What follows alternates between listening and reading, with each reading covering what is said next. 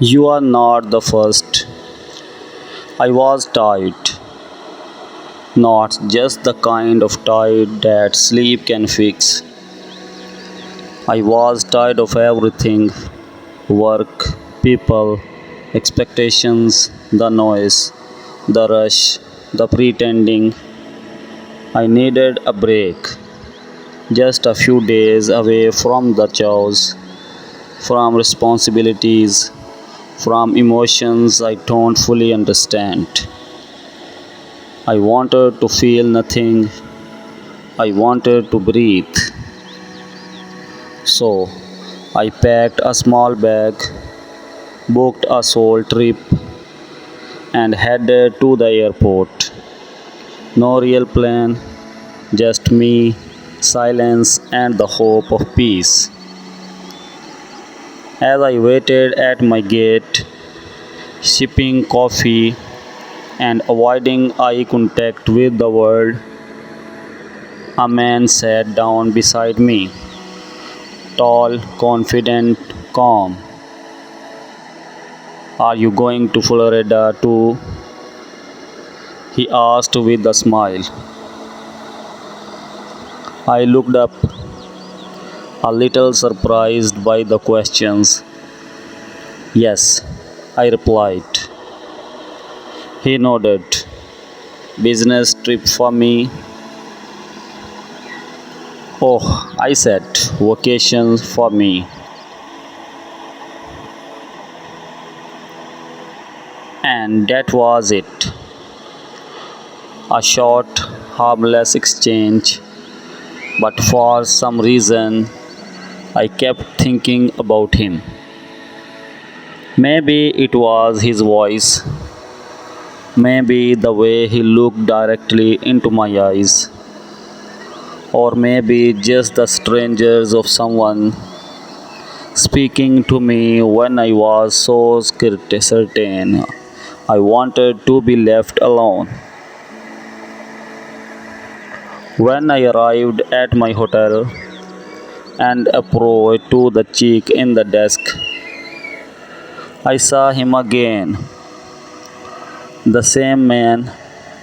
He looked at me, that same calm expression on his face, and said, "What a surprise, same hotel." I don't know what to say. I forced a smile. Yeah, small world. He added, "Perhaps we will see each other again." That night, I could not sleep. I turned in bed again and again, thoughts racing. Why did he talk to me? Was this coincidence or something more? Should I be curious or curious? The next morning, as I walked down to the lobby, I saw him again. He smiled and waved. "Good morning, Isabella," he said. My heart froze. I never told him my name. How did he know? Something did not feel right. I smiled politely, but questions ran through my mind like wildfire. Maybe he asked the receptionist. Maybe he saw my name on something. Still, it was strange. And yet, I don't walk away. Later that morning, I went down for breakfast. He was there again. "Would you like to join me?" he asked. I hesitated, then I said, "Okay." We talked. He told me about his work, some tech business, endless meetings, travel fatigue. He was charming, intelligent, funny, easy to talk to. His presence was oddly comforting, I felt, noticed. You have a nice smile, Isabella, he said. I blushed but did not know what to say. He asked about my job, my dreams, my reason for traveling alone. I told him the truth, I needed a break from my life. He nodded slowly as if he understood exactly what I meant. We began spending time together every day, breakfasts, long walks, quiet moments by the pool. One day, I finally asked the question that had been on my mind. Do you have a family? He looked down. I have a wife, he said. But things are not good between us. We don't talk. We don't understand each other anymore. I don't respond. I just listened. I don't wear my ring, he continued. I don't feel married. I feel alone. Was he being honest or just trying to make me feel sorry for him? With you, he said softly, I feel different. I feel happy. You make me feel alive again. My heart was torn between belief and casual. I asked, but what about your wife? He said, we sleep in different rooms. We are like strangers. Then why don't you leave her? I asked. Because of my daughter. She is only 7. I don't want to hurt her.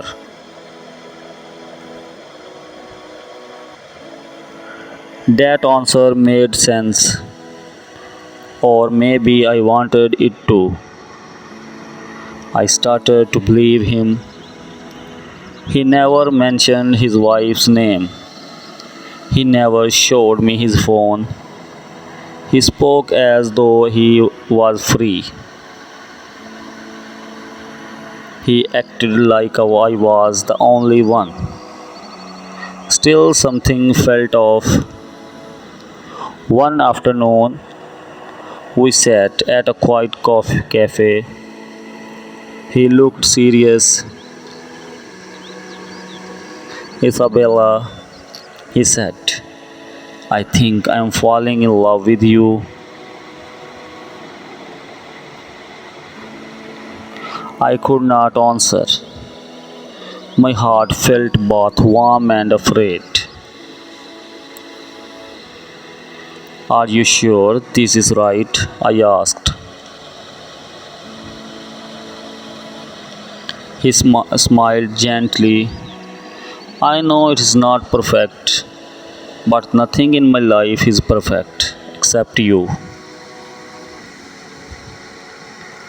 That night I could not sleep.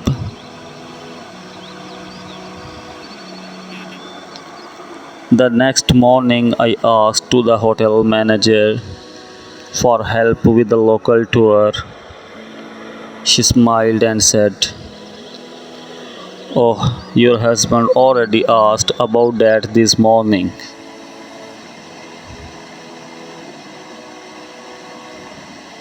I blinked.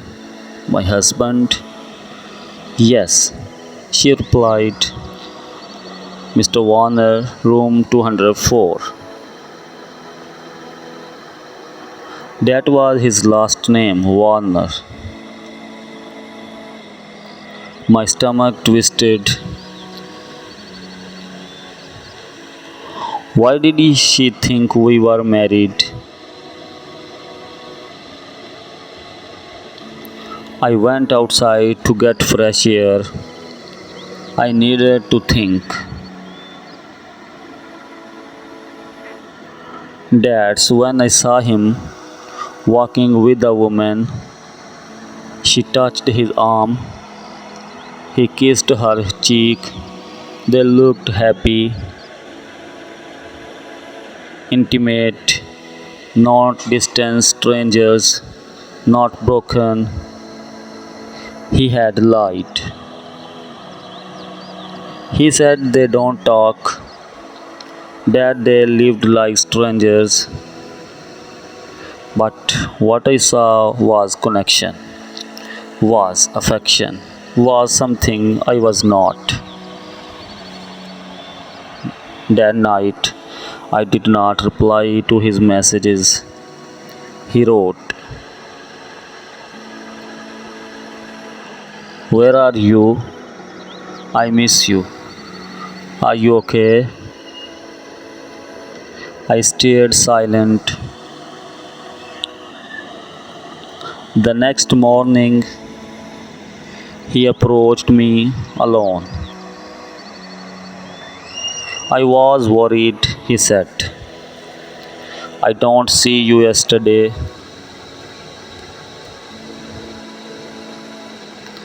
I looked at him directly. "I saw you." He blinked. "What do you mean?"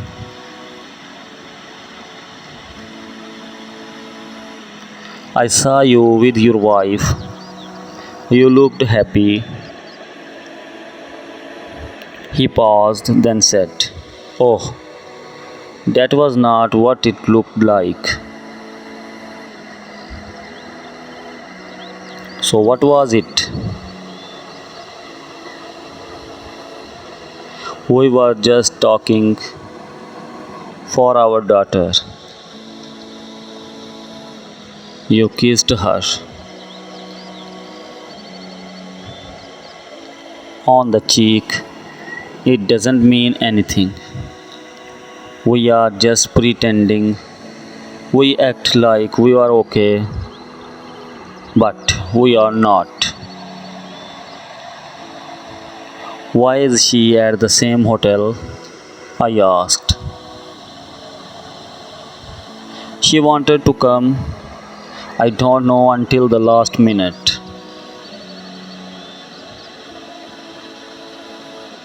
"So she is here and you are with me."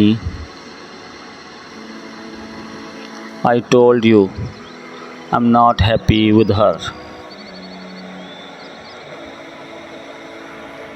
"But you don't tell me she was here." "I don't want to ruin what we had."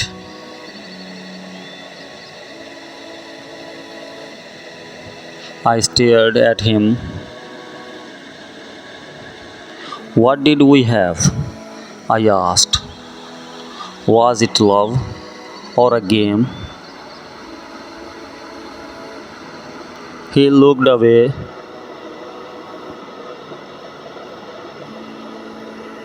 "Does she know about me?"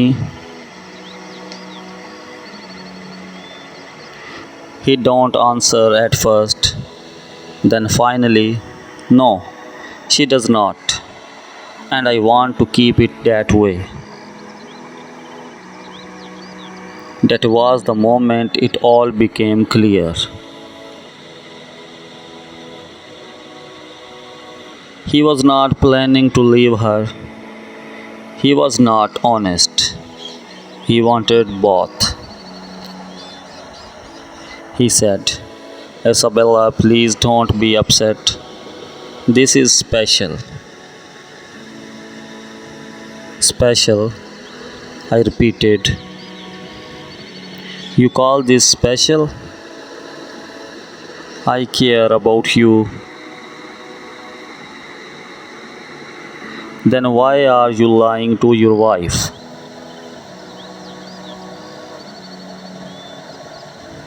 He had no answer. I packed my bags that night. Then I got a message from him. Please, meet me just one more time. I don't want to, but I needed closure. We met in the cafe. My wife found out about you, he said. She, she saw my phone. She read my messages. I froze. What did she say?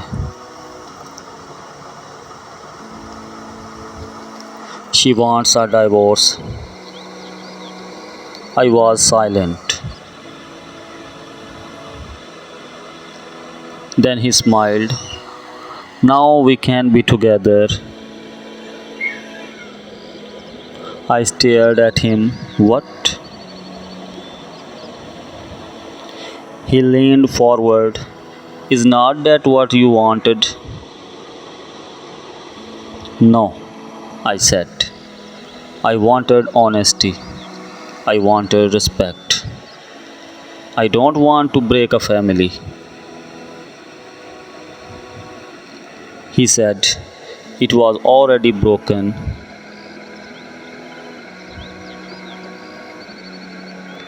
Then why did you lie to her?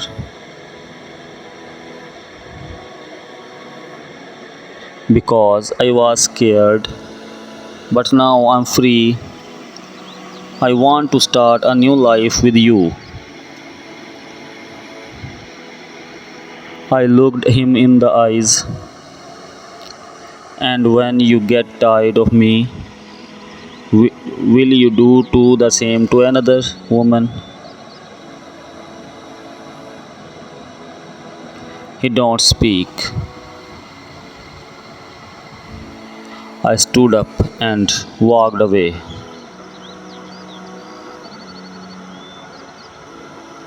That night, I received a message from his wife. I know who you are. I know what happened. He did this before. You are not the first. My heart dropped.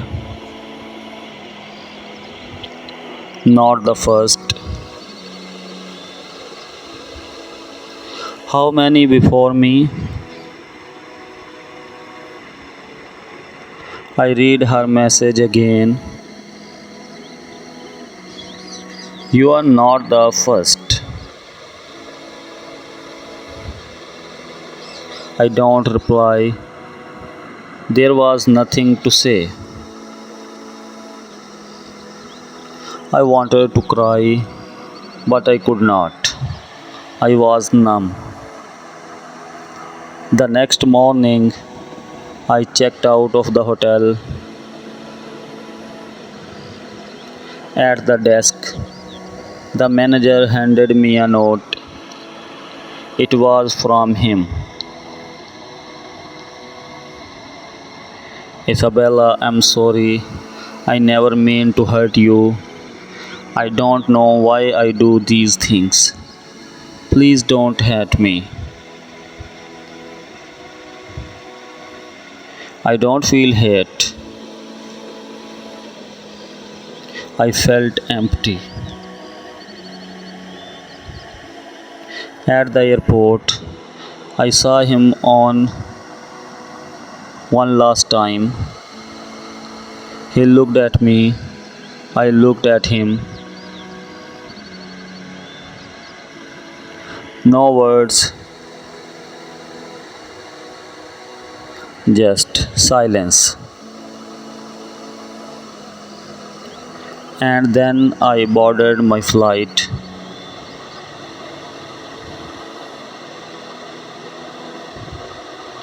Some people don't want love, they want escape.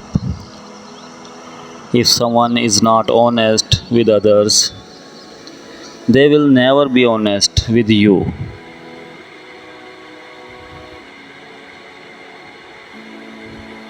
If someone is not free, they cannot give you real love.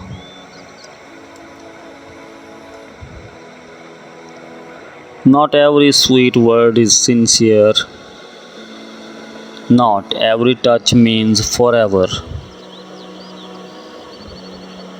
And not every story is love.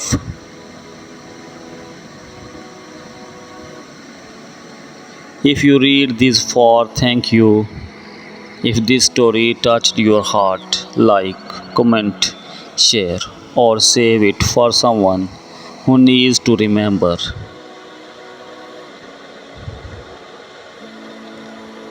Love is not a secret. It's not confusion. It's not pain. Love is peace.